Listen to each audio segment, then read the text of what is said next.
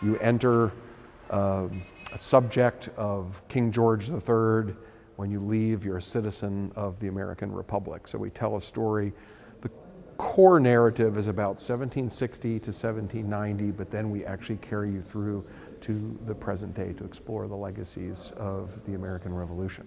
But first we have to step back to 1776, and we actually start with a recreation of the moment on July 9th, 1776, when a group of soldiers and sailors in New York City first heard the words of the Declaration of Independence and gathered down at the Bowling Green, which is now near the Raging Bull on Wall Street, a landmark familiar to many viewers, and tore down an equestrian statue of King George III, really marking the beginning of the War of Independence, the beginning of the American Revolution.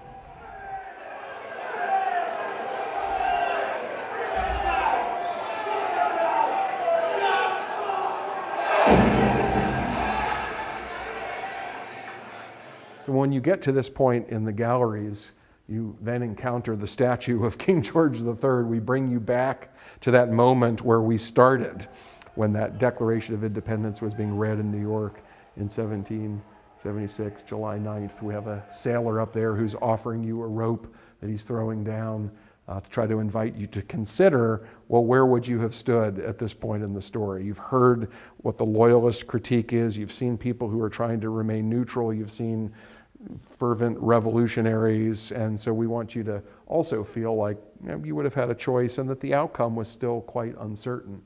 And we actually have on display these large lumps here in the case on loan to us from the New York Historical Society are fragments of the original statue that stood there at the Bowling Green. It was composed of a gilt lead, so there was about 4,000 pounds of lead in large sheets.